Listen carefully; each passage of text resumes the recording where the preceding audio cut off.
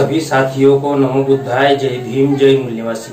साथियों, पिछले वीडियो में हम लोगों ने ये देखा था कि भारत में व्यवस्था परिवर्तन के लिए क्या अनुकूल वातावरण निर्माण हुआ है, इस बारे में पिछले वीडियो में जानकारी दी है। यदि आपने उस वीडियो को नहीं देखा हो तो उस वीडियो को भी सुन लीजिएगा, देख लीजिएगा। तो बेसिकली उस वीडियो में या यूं कहे कि भारत में जो शहरी क्षेत्र है, उन शहरी क्षेत्रों की, बहुजन संगठनों की, नेताओं की और बुद्धिजीवी वर्ग के संदर्भ में अनुकूलता के बारे में बताया था कि क्या आज की तारीख में भारत में व्यवस्था परिवर्तन के लिए अनुकूल वातावरण निर्माण हो गया है। तो अनुकूल वातावरण निर्माण हो चुका है भारत में।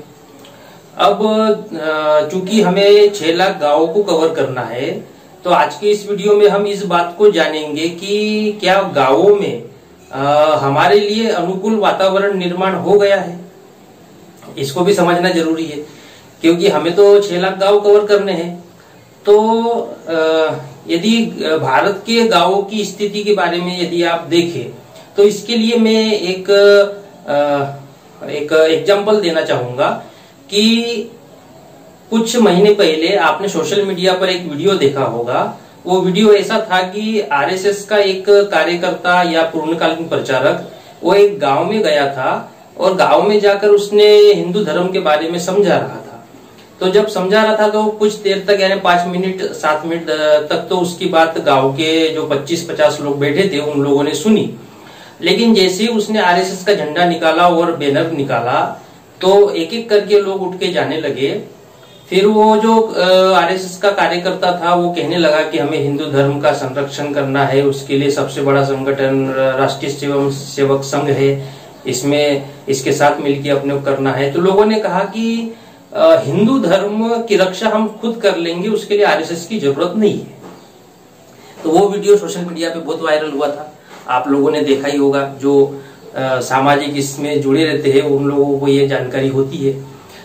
तो उस वीडियो से हमें यह सबक सीखने को मिलता है। वो एक वीडियो आया, लेकिन और भी जो गांव है भारत में, वो भारत के गांव के लोग इस बात को अच्छी तरीके से जान गए हैं कि आरएसएस जो है हिंदू मुस्लिम के नाम पर हम लोगों को भिड़ाने का, लड़ाने का काम करता है और अपनी राजनीतिक महत्वाकांक्षा को पूर्ण करता है या ब्राह्मणी वर्चस्व बनाए रखता है।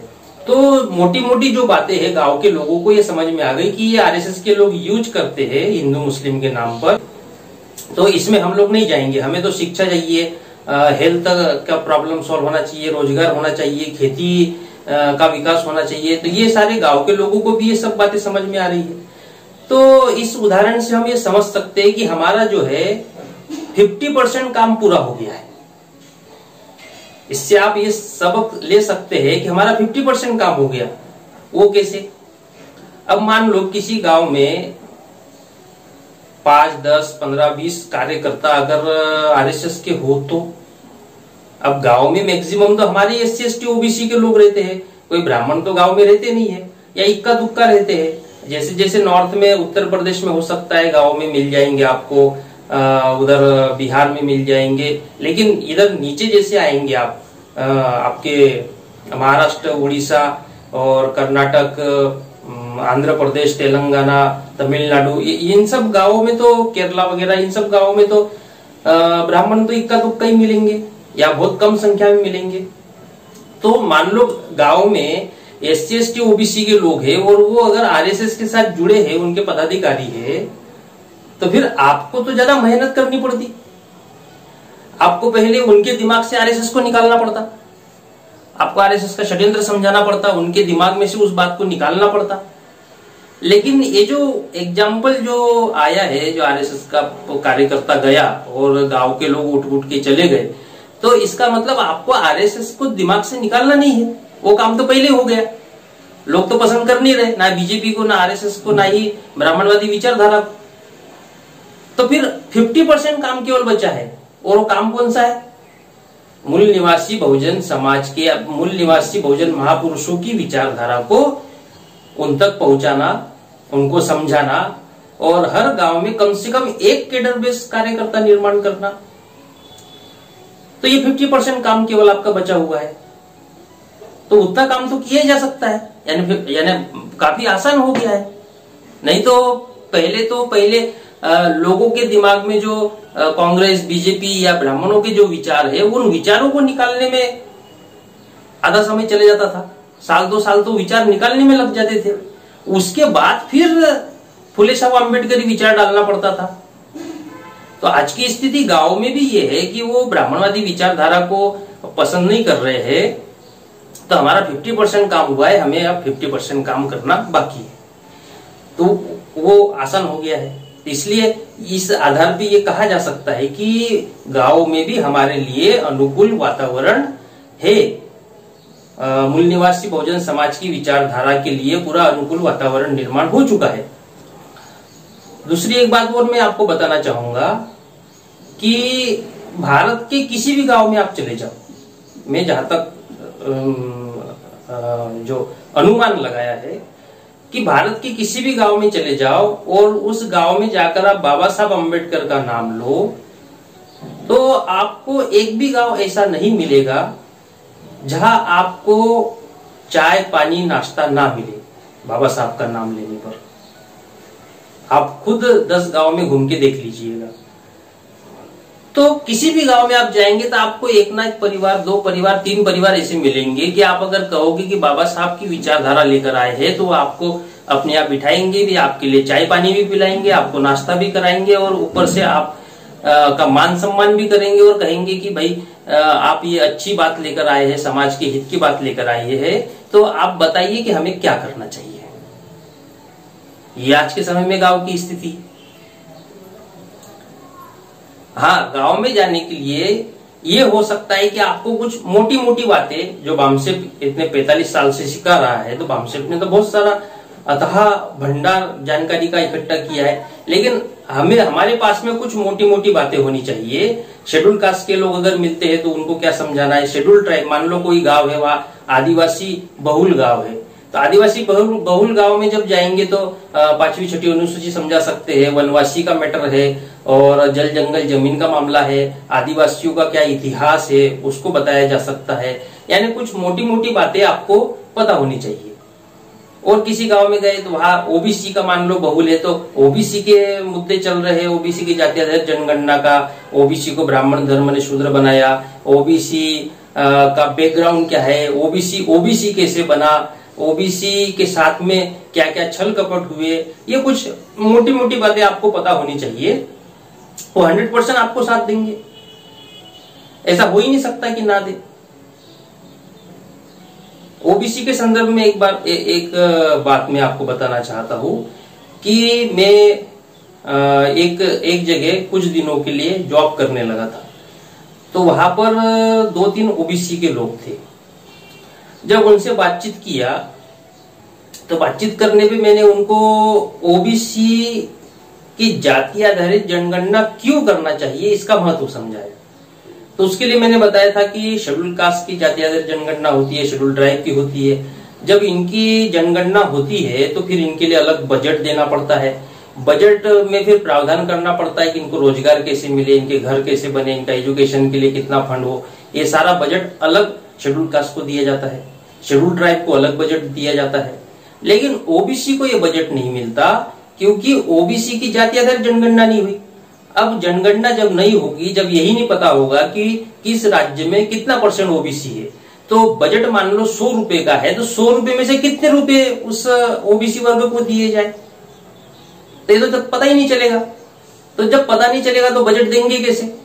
वो तो बजट देने वाला, वो सब वहां बैठे हुए ब्राह्मणवादी लोग, वो तो कह देंगे हमारे पास आंकड़े नहीं, तो बजट किस आधार पे दे?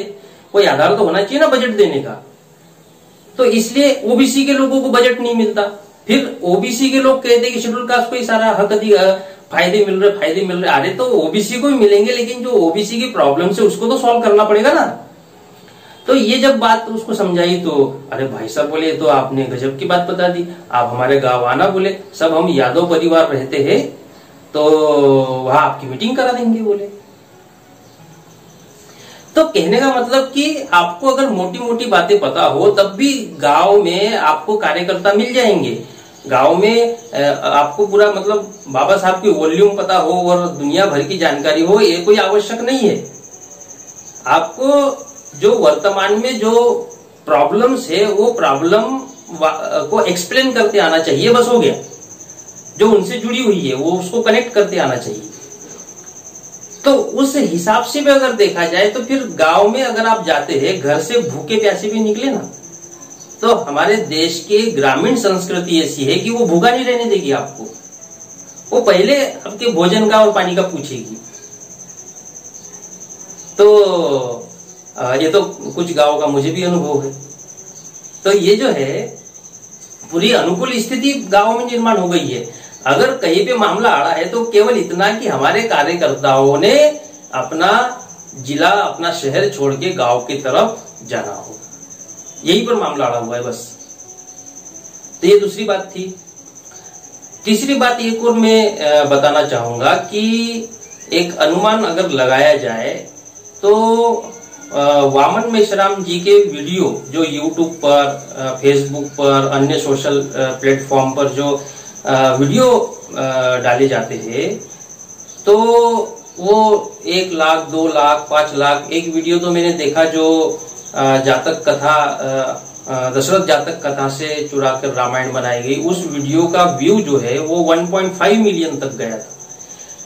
तो इतना ज्यादा अगर व्यू जा रहे हैं और डेली वामसेप के कार्यक्रम चल ही रहे हैं, आप लोग भी फेसबुक पे पोस्ट डालते हो, वामन मेश्राम करके उसमें नाम लिखते हो वगैरह, तो एक अनुमान के मुताबिक अगर देखा जाए तो भारत में अगर 6 लाख गांव है तो कम से कम 3 लाख गांव तो ऐसे हैं जहां के लोगों ने वामन मेश्राम जी का वीडियो सुना है, वीडियो देखा है।